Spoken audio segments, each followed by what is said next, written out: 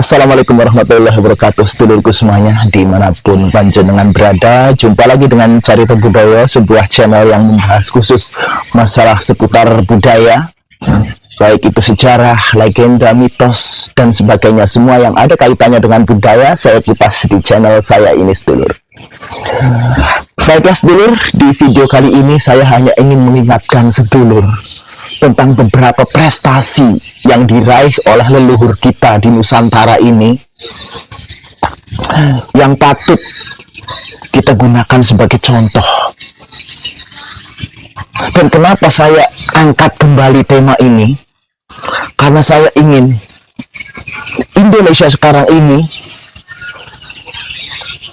mencontoh mereka. Karena saya melihat bahwa kehebatan para leluhur kita dahulu itu sekarang sudah hilang, sudah pudar dari generasi-generasi muda bangsa. Maka dari itu saya ingin mengingatkan memori-memori di zaman lampau yang penuh dengan prestasi gemilang yang tidak ada di zaman sekarang dan sudah pudar. Tujuannya untuk memberi semangat kepada panjenengan semuanya, generasi muda bangsa, untuk bisa mencontoh para leluhur kita, sedulur. Paling tidak, menurut pengamatan saya, ada 3 prestasi besar yang diraih oleh leluhur kita di masa lampau yang sampai sekarang sulit dicari tandingannya, bahkan di seluruh dunia sekalipun. Kita patut berbangga karena kita punya leluhur yang hebat-hebat, yang pemikirannya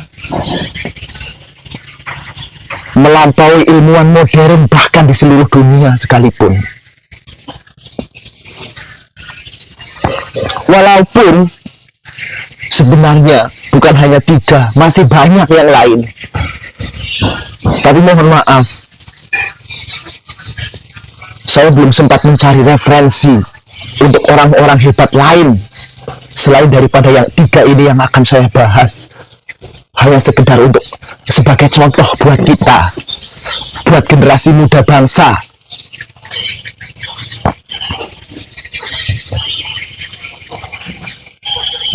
agar supaya ditiru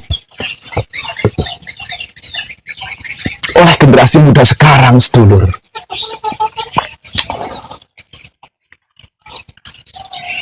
Lalu siapakah sajakah tokoh yang 3 ini dan apa saja prestasi yang diraih oleh ketiga tokoh yang akan saya bahas di sini? Sedulur, ikuti terus video saya ini. Tapi sebelum panjenengan lanjut menonton video ini, saya minta panjenengan klik tombol subscribe, like, komen di bawah video ini jika ada aplaus atau mungkin ada pertanyaan. Dan juga jika video ini dirasa berguna buat sedulur semuanya, saya minta juga sedulur share ke media sosial sedulur, sehingga kedepannya saya akan lebih bersemangat lagi dalam memberikan edukasi-edukasi seputar kebudayaan buat sedulur semuanya di seluruh Nusantara dan dimanapun panjenengan berada. Baiklah sedulur,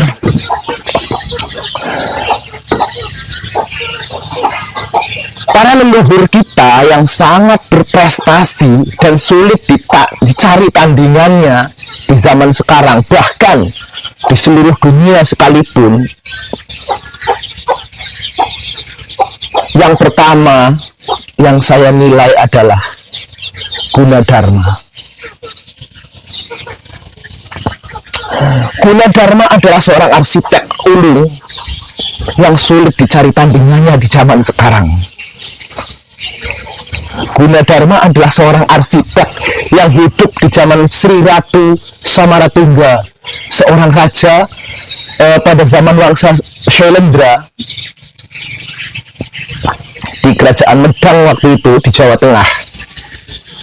Kenapa saya bilang Gunadarma ini adalah seorang arsitek berulung yang mungkin sulit dicari tandingannya walau di zaman sekarang sekalipun?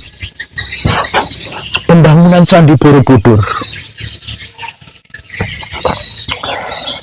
Borobudur adalah sebuah bangunan megah dengan seni arsitektur yang sulit dicari tandingannya, bahkan di seluruh dunia sekalipun.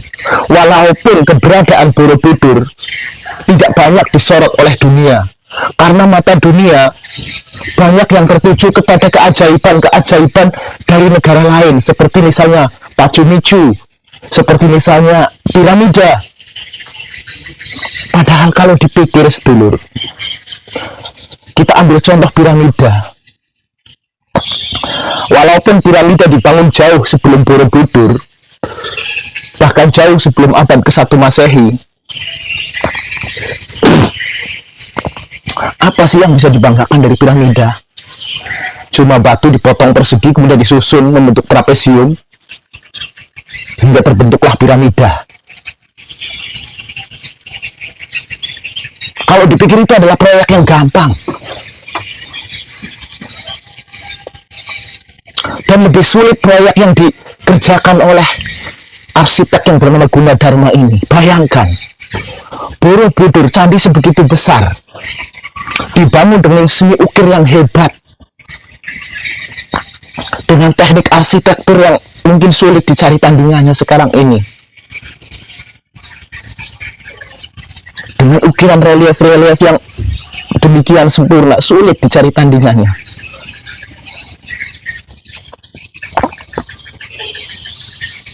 Dan saya yakin arsitek sekarang, baik di Indonesia maupun di seluruh dunia, kalau harus mengalahkan prestasi yang telah ditorehkan oleh Gunadarma, saya kira mereka belum mampu untuk berpikir ke arah situ. Membangun sebuah bangunan dengan arsitektur yang rumit, dengan keindahan seni yang sangat tinggi.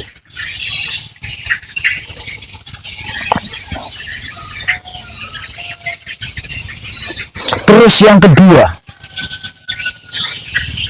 yang saya bangga terhadap leluhur saya,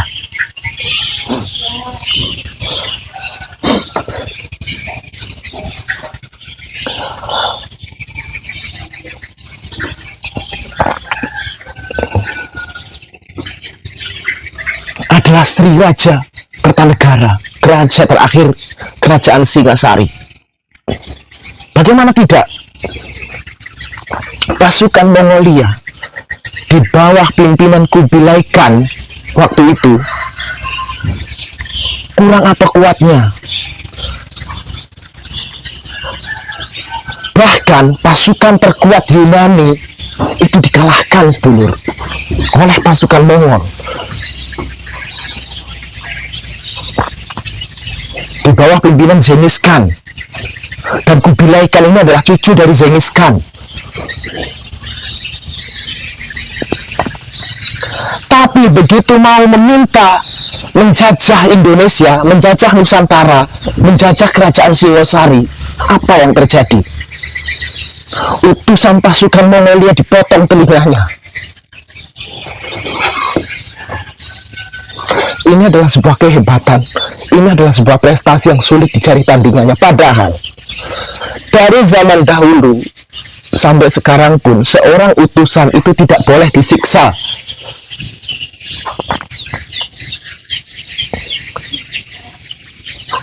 Di zaman kerajaan Singosari pun sudah ada perjanjian tersebut bahwa suatu bangsa tidak boleh menyiksa seorang utusan.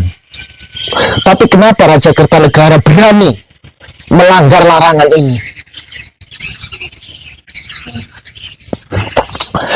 Semua itu dilakukan untuk menjaga harkat dan martabat Kerajaan Singasari yang mau diinjak-injak oleh bangsa luar.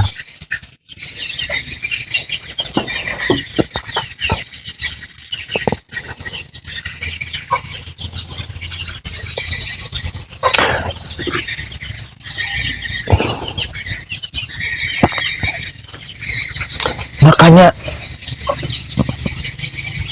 sekarang butuh pemimpin yang hebat seperti Raja Kertanegara, yang tidak mau harga dirinya diinjak-injak oleh negara lain.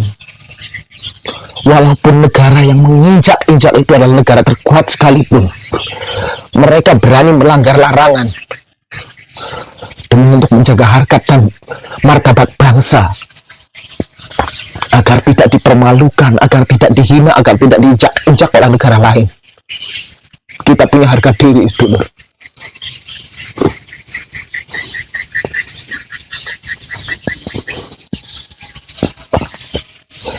Dan ini yang mulai terkikis dari pemimpin-pemimpin Indonesia yang sekarang ini. Mungkin pemimpin bertujuan baik, memajukan bangsa dan negara, tapi orang yang berada di sekitar pemimpin, itulah terkadang yang membisikkan ke telinga si pemimpin, sehingga nyali si pemimpin itu seolah-olah hilang. Negara kita diinjak-injak oleh negara lain, seakan-akan kita terima begitu saja. Kenapa saya membuat video ini? Saya ingin agar semangat generasi muda bangsa bangkit. Di zaman dahulu kita tidak mau diinjak oleh negara lain, kita tidak mau dihina oleh negara lain, dan kita tidak mau direndahkan oleh negara lain.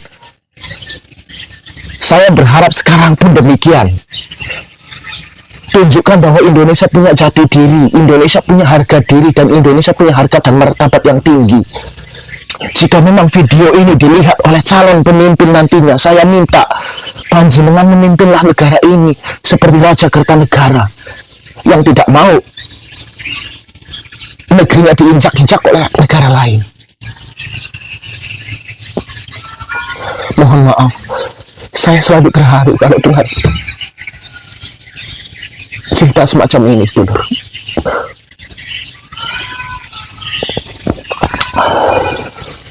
Lalu prestasi ketiga yang saya nilai itu diraih oleh siapa? Oleh Mahapatih Gajah Mada dengan Sumpah Mukti Palapanya.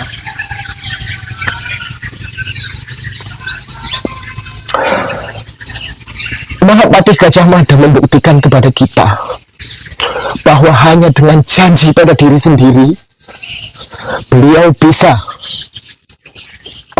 menyatukan seluruh Nusantara sesuai dengan keinginannya, sesuai dengan janjinya.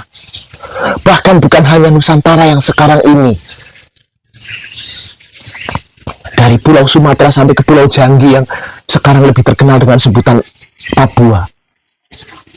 Tapi lebih daripada itu, bahkan sampai ke Tumasik yang dikenal sekarang dengan sebutan Singapura, Semenanjung Malaya atau Malaysia, bahkan sebagian Filipina berhasil ditaklukkan oleh Mahapatih Gajah Mada hanya dengan satu sumpah, yaitu Amukti Palapa. Apakah sekarang orang yang ada di pusat sana, yang mengemban amanat pemerintahan kita, bisa berlaku seperti ini? Saya kira sulit dicari tandingannya, sedulur. Semangat yang diwariskan oleh para leluhur sekarang sudah luntur. Yang sekarang terjadi apa? Mereka berani bersumpah di depan Alkitab, di depan Al-Quran. Tapi kenyataannya apa? Seolah-olah Al-Quran dan Alkitab itu tidak ada artinya. Mereka langgar.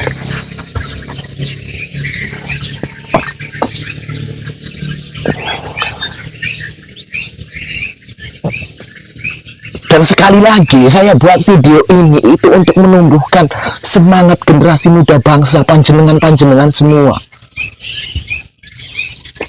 agar bisa mencontoh dan meniru Mahapatih Gajah Mada dengan Sumpah Amukti Palapanya. Jadi gunakanlah sumpah itu sebaik mungkin. Anggap bahwa sumpah itu adalah kata-kata keramat yang keluar dari mulut kita, sehingga harus kita buktikan, harus kita realisasikan sesuai dengan apa yang kita ucapkan.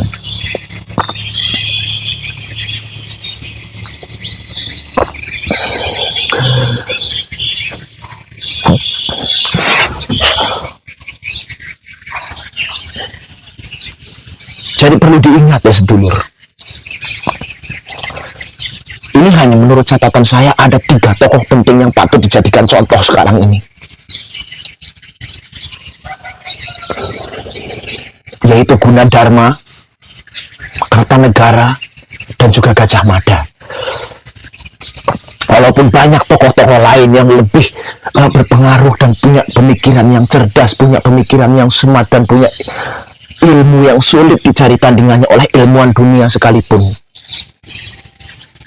Tapi itu yang referensinya saya temukan, 3 tokoh ini, Gunadarma, Kertanegara, dan Mahapatih Gajah Mada. Baiklah sedulur, untuk video kali ini saya cukupkan sampai di sini. Terakhir saya doakan kepada sedulurku semuanya, semoga sedulurku semuanya diberi kehidupan yang barokah, anak yang soleh-solehah, serta diberi kehidupan yang bermanfaat bagi banyak orang, bangsa, dan negara pada umumnya. Wabillahi taufiq wal hidayah. Wassalamualaikum warahmatullahi wabarakatuh.